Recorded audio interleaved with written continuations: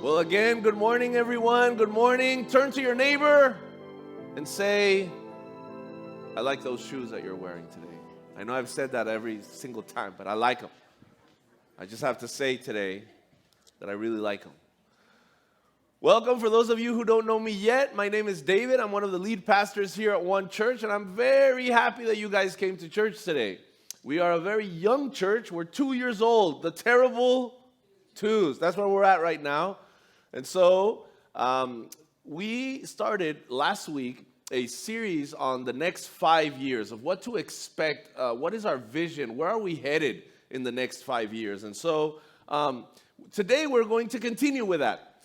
But one of the important things, and what we're going to be talking about that today, is about trusting God. Is about trusting God. This is a big subject in the Bible, and this is a big subject for us as followers of Jesus, as people who want to get close to God. You run into this first big challenge of trusting God. I remember that even though I grew up in a Christian home, and I would go to Bible studies like Thursday Theology and all that, and we would dive into the Word. Every single story of the Bible is an underdog story. They're always the ones that are the smallest, the weakest, the less prepared. The stories of who people choose, who God chose, is always the underdog. And it was really scary for me to read those stories. Has that happened to anybody? It's like it's really inspiring when you know the ending of the story, but if they call upon you to fight a Goliath, I don't know if you would be so bold, or if I would be so bold as David was, for instance, in the Bible. It was just that the odds were so much against all the people in the stories of the Bible. Just think of a story. Think of a story right now. Can you think of a story in the Bible? Have you ever fought a whale? No? Bishan and Javier, you went. Where did you guys go yesterday? They went to SeaWorld yesterday. And they saw Shamu, right? Or whoever it is. Okay, whatever that whale is, the one they have there. Would you fight that whale? No. You would be an underdog, complete underdog. In every story of the Bible, something happens to the people that trust in God that seems like this is too much for us. This is too big for me. I don't know why God is getting me into this. Yes, can you think of a story? This is what happens every single time. And when I was reading these stories, it seemed like every single time that somebody wanted to come close to God and God asked something of them, God put them in a situation where they were a complete underdog. And I asked myself, do I really want that life for me? Can we be honest today or no? Yeah. We come to God and we feel like God is going to put us in these situations where we're going to feel the tiniest, smallest, most insignificant, most unprepared person for the situation. I can name many, many stories, but every single time when God chose somebody, that somebody would go back to God and say, oh, no. You know, I don't know how to talk well. I don't know how to fight good. I don't know how to do this. I don't know how to do that. I have no resources. Every single time. But it is a trust issue, a trusting in God issue. Look, in Jeremiah chapter 29, verse 11, the Bible teaches us this. For I know the plans I have for you, declares the Lord. Plans to prosper you and not to harm you. Plans to give you hope and a future. Do you know that God has plans for your life? Every single person that is in this place and that is someplace else, God has a specific plan for their lives, a specific one. And you might think about your situation or where you came from or where you were born or what family you came from, and you're like, I don't know if God's plan for me was a good plan. I don't know if God's plan for me was really a good plan. But can I tell you, God has good plans for you. Good plans. People sometimes are a little bit apprehensive of going to church and getting closer to God. Why? Because they think that God's plans for your life are not good plans. They're like, because God knows who I am. And if I go to church, now I'm vulnerable. And that's where the lightning strikes. And I've heard that people just fall dead. Not yet. It's a joke. Come on, people. You're very tense. You're very tense. Tell your neighbor, lighten up, lighten up, lighten up. But God's plans for your life is a good plan. He has a good plan for your life. Turn to your neighbor and say, God has good plans for you. Just tell them. They need to hear it. Somebody needs to hear that God has a good plan for you. He has a good plan for you. There are good plans, but now you have to trust God. You have to trust God in that plan that He has for you. And it's tough. It is tough. It is tough to trust God. As humans, we have trust issues. We do. We have trust issues. We can't trust anything anymore, especially in these times. It's like, well, who do I trust? Who? What? Where's the truth? What's going on? Going back to this whole concept of every single person that was called by God being an underdog and kind of having to fight against unsurmountable odds and the sleepless nights and the worry and all of this. There is a story in the Bible about this prophet. He's a rookie prophet, right? And he has a rookie assistant with the prophet. And he's like, oh no, look at all the armies that are coming against us. We're so dead. Has anybody felt so dead against the challenge? It's like I told God, oh man, look at all these problems I have. I'm so dead. I can't deal with all this stuff. I can't deal with this thing. I'm so dead. And they were in that situation. This whole physical army was coming against them. And they're like, what are we going to do? Everyone's so dead. Look at all this stuff. Everything is wrong. Everything is black. Everything is evil. Everything is dark. Everything is blah, blah, blah, blah, blah, blah, blah. Yes? And then this prophet said, oh, no, wait a minute. I'll ask God to open up your eyes so you can see what really is happening. And so he opened up his eyes, and he saw that there were legions of angels there. There was an army. There was a spiritual reality that was even more powerful, that was taking even more control over what the physical situations were. Do you know this story? And so I realized something kind of funny. That never, ever, ever, ever, ever were the chosen people of God underdogs. Never. Not one time. It's just that we struggled to trust God. God had it already. It was done. The victory was ours. We are more than conquerors. That's what the Bible says. But from point A to point B, point A to point Z, there's B, C, D, E, F, and then in Spanish we have extra letters like ñ, right? And with that little wiggly thing. I don't know why we do this stuff. Just love us how we are, That's how. We have all these weird stuff in it. And it's a challenge to trust God. And today I want us to be honest with ourselves and honest with God in opening up our hearts and saying, Lord, yes, I struggle to trust you. Can we say that today in church, Pastor? But it is a struggle to trust God. How do we show we trust God? You see, there's a Bible verse that says that if you can't love your brother that is here physically, how can you love God that you can't see and that is not here physically? How can you do that? If you don't learn to love your neighbor that is here, that you can see and touch and go knock on his door, how can you pretend to love a God that you can't go to a place and be there and see him and touch him and feel? How does that work? How does this whole trusting work? For us, especially in this time, learning to trust God is so important.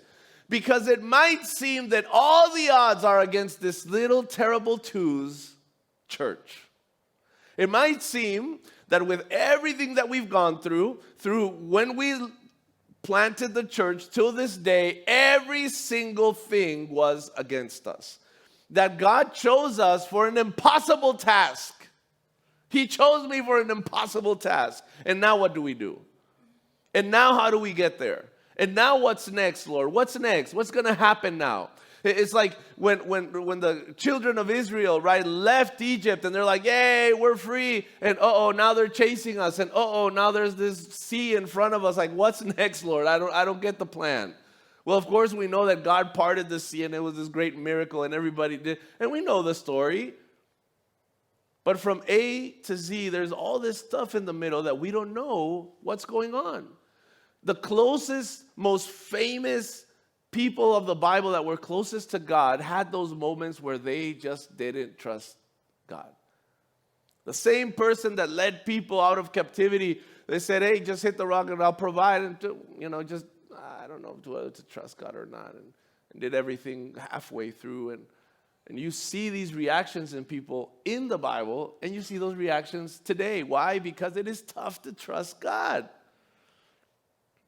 Now, you don't have to say anything, but at any point in your life, has it been tough to trust God?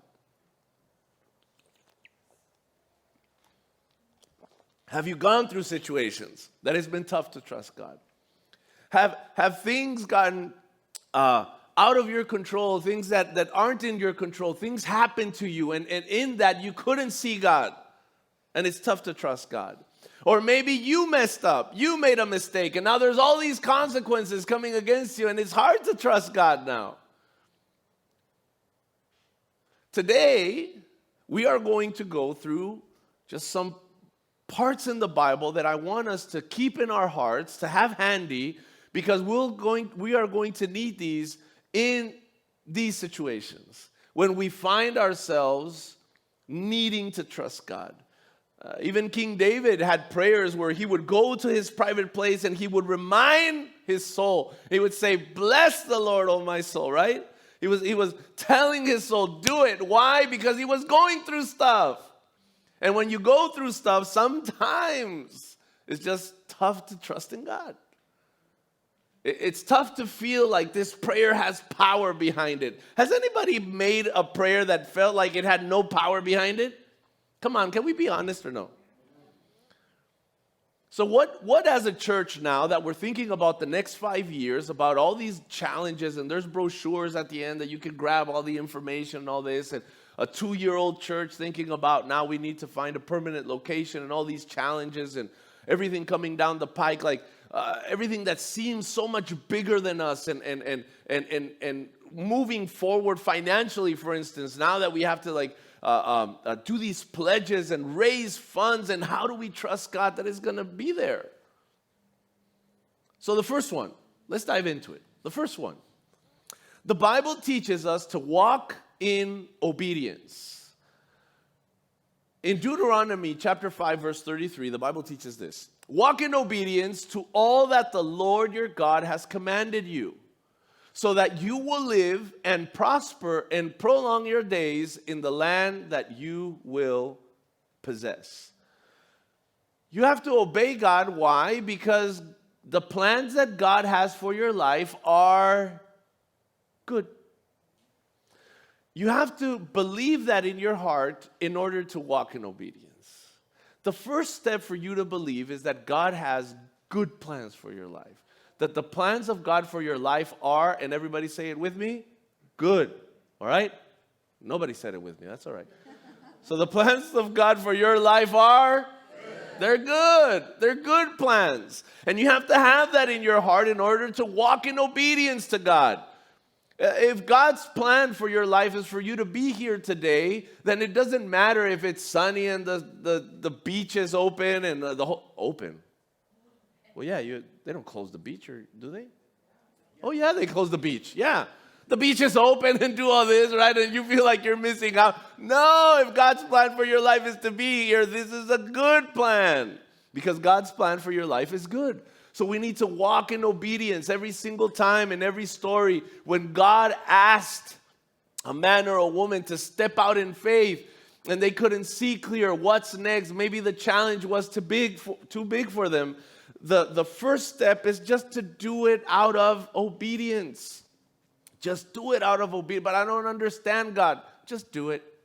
But I don't know how this is going to help. Just do it. But I don't know if I'll have enough, if this is going to help or not. Just do it. You know, Nike stole this from the Bible. Just do it. You have to do it in obedience. God doesn't want you to understand first in order for you to do it then. It's just you do it and then you understand it. It's so weird. That's why sometimes we struggle to trust God. Because you do it first and then you understand it.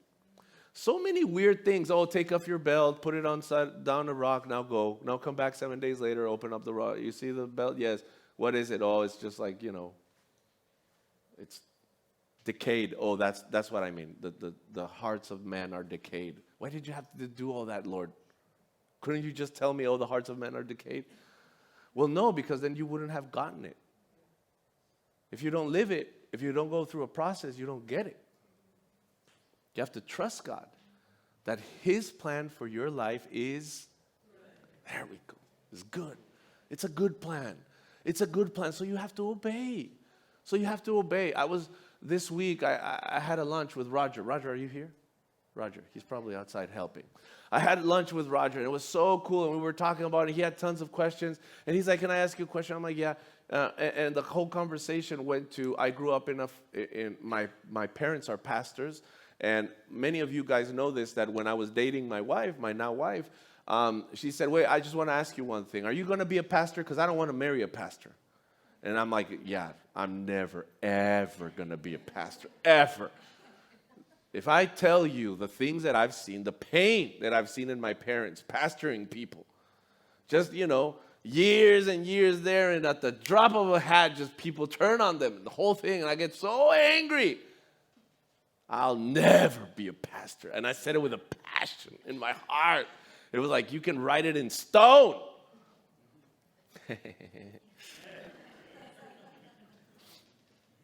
Because God's plans for my life are good plans. They're good plans. And I have to walk in obedience. And we have to be willing. We have to be willing. We have to be willing. And that will comes from understanding that God's plan for my life is a good one. Is a good one. The second thing, this is really important. Treasures in heaven are a priority. Okay, so how do we show that we trust God? Number one, we walk in obedience. And number two, we trust God understanding that treasures in heaven are a priority. Not the priority, but are a priority. Let me explain. There's a Bible verse in Matthew chapter 19, 21, where Jesus has an encounter with somebody as he's traveling. And it says this, Jesus answered, if you want to be perfect, go sell your possessions and give it to the poor, and you will have treasure in heaven. Then come follow me. Did I just say it's tough to trust God? Yes or no? Yeah. It's really tough to trust God. What? Treasures in heaven? Treasures in heaven? What? God, what? I'm suffering here now. I need here now. What is this whole treasures in heaven thing? You know that Jesus taught a lot about heaven and the connection between heaven and us and what these treasures mean. And you see it a little bit in the Old Testament when Solomon was going to be king, and he prayed to God, and God said, ask me anything. Ask me anything. Do you want your enemies? Do you want to be rich? Do you want to be power? What do you want? And consider it done. And Solomon said one thing and says, Lord, I pray for wisdom to lead your people. To lead your people. And then God said to him, you know what? Because you did not ask of this, but you asked for wisdom to lead people, to help people, to empower people. You will have that and what you did not ask for. Let me open that for you. When you ask God for His will to be done here, no matter what the cost, you'll get that and everything you didn't ask for. Because when you seek first the kingdom of God, everything else you get. Does that make sense? My grandmother had a saying that says, take care of the pennies and the dollars will take care of themselves. You don't have to worry about the dollars if you take care of the pennies. In Spanish, it's different. It rhymes, right? It's weird. Does that make sense, though? If you take care of the pennies, the dollars take care of themselves? It's one of those things that when we understand, it becomes a powerful principle within us in trusting God, in understanding that God has the power to provide. But you have to trust Him. And it's tough to trust God to provide. Look, it's not on us here. It's all through the Bible. People struggle to trust God to provide every single time. And every single time, God provided. And then there's these stories, and then they were in another challenge, and everybody struggled to trust God to provide. And then guess what happened? Take a wild guess. God provided. And then guess what happened after that? People struggled to trust God. And then guess what happened after that? God. And then guess what happened after that? Do you know stories from your own parents, from your own family that testified that God provided? Yes? Have you struggled in trusting God for Him to provide? Do you think your kids will struggle trusting God to provide? And guess what will happen? God will provide. Every single time. Every single time. Because God's plans for our lives they're good. They are good. And now that we are stepping into this vision of the next 5 years of where we're headed and what that means in our souls, we have to learn that the foundation is how do we trust God when we are presented with these big challenges. So number 1, walk in obedience. Number 2, treasures in heaven are a priority. And finally, number 3 is take action. Oh, super famous. James chapter 2, verse 17. In the same way, faith by itself, if it's not accompanied by action, is dead. If you have a full, complete body, but the heart is not beating, what is it? It's dead. It's dead, right? It's done. The same way, if our faith doesn't take us into action, then our faith is dead. It's not a tough thing to understand that if you're not living out something you don't believe in, then you don't believe in it. And so, in this season of trusting God, guess what? God is going to challenge you to take action on what you believe. Because that's how you show that you trust God. He's going to challenge our lives to take action in whether or not we can occupy the land that He's taking us towards. Oh, Lord, I don't know. There's giants over there. Have you seen the other churches? They're huge. What are we going to do? We're like little grasshoppers. Yeah? What are we going to do? You're going to trust me, God is saying. You're going to trust me. Lord, but wait a minute, Lord. Okay, now, it's okay if you've done this before. It's all right. Somebody already admitted this to me, and that's perfectly fine. But said, Pastor, sometimes I'm concerned because you're such a rookie pastor. And I'm like, you know what? I'm concerned too. I'm such a rookie pastor. I'm like, I go to meetings, I meet these other pastors and other ministries and decades and, all these accolades, and the governor sent them a letter and they transformed the lives of 500 billion thousand kids. And I'm just there, like a little grasshopper. Yeah, well, it does. You know this. It comes from the heart. But in those situations, when I leave sometimes those meetings, and I honestly, I'm going to open up my heart to you. I say, you know what? I'm trusting God. I'm trusting God. If He's going to use what I have, I'm trusting God. If He's going to take what I have, I'm trusting God. If I'm drawing closer to Him, I'm trusting God. Why? Because His plans for my life are good.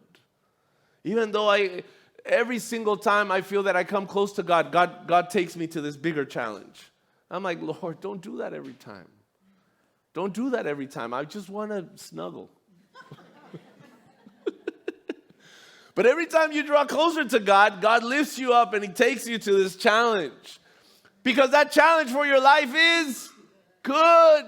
is good because that challenge will bring forth a transformation that will bring the answer to your prayers. The answer to your prayers.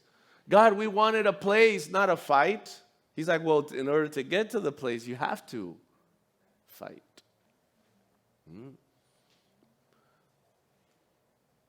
So, how do we show that we're trusting God? How do we take that step from just coming and kind of absorbing the information and analyzing everything that Christians do and all that to stop doing that and start walking and trusting God? Really simple. The first one is walk in obedience. The second thing is think about the treasures of heaven. And number 3 is take action. If you're going to trust God, then trust Him. Then live like it. I want to bring this to a close with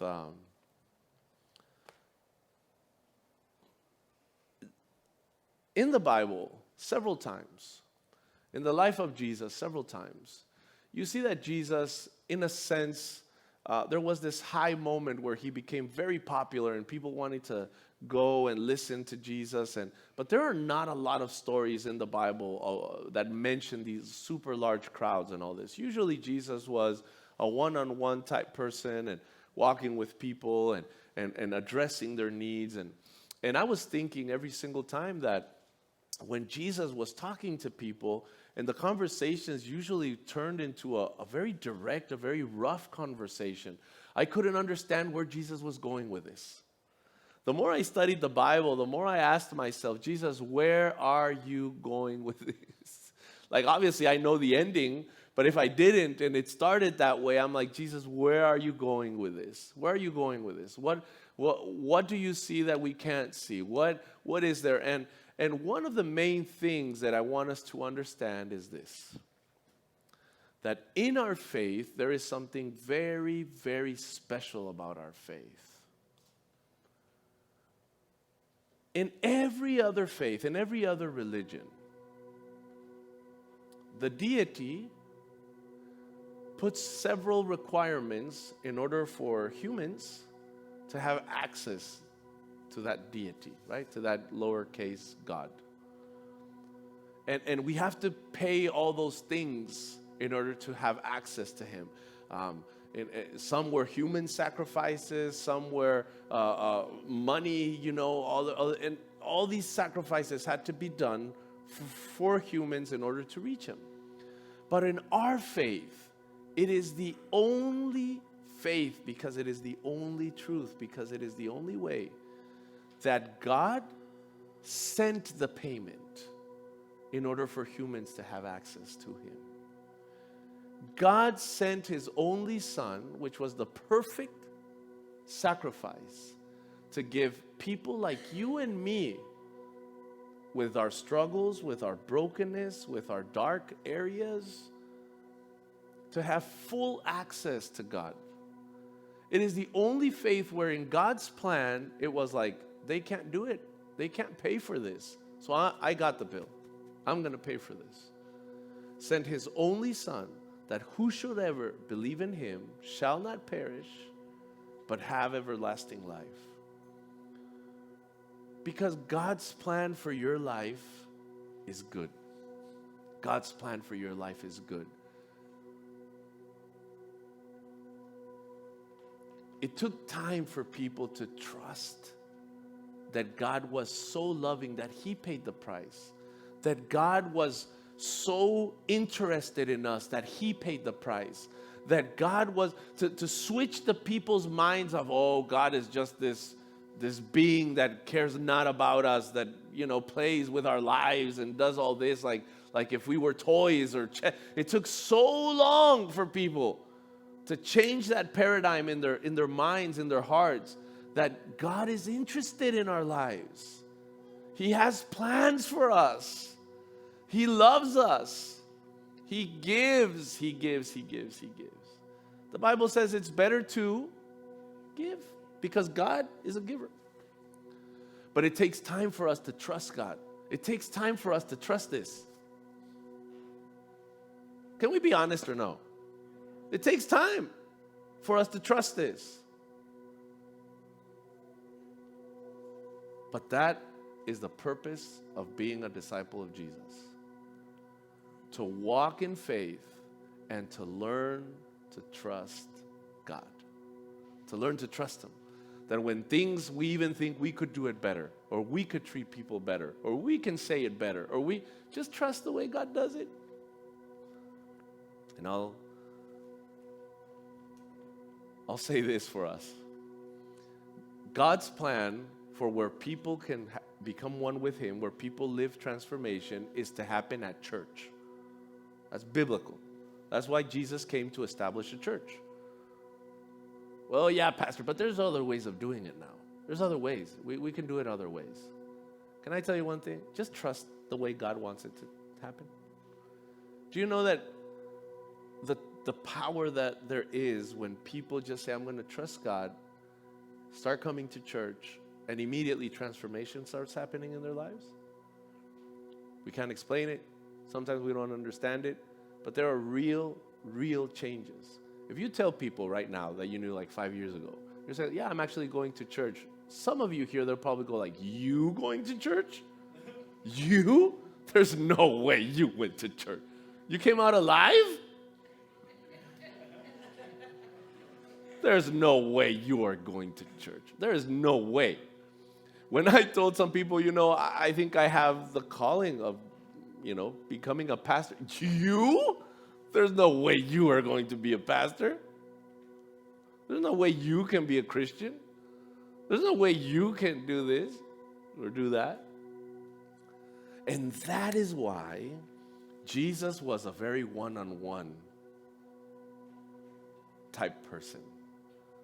Because it takes a personal relationship for us to trust. That's good. Because when you come here, we're not worried about the masses, the feeling, the whole thing. We're worried about the one-on-one relationship that God wants to have with you, for you to trust Him. Because it's already a hurdle to trust the church, maybe, or to trust the pastor. He's wearing a tie. I don't trust people with ties. Hey, I dressed up for Mother's Day, all right? That's all I did.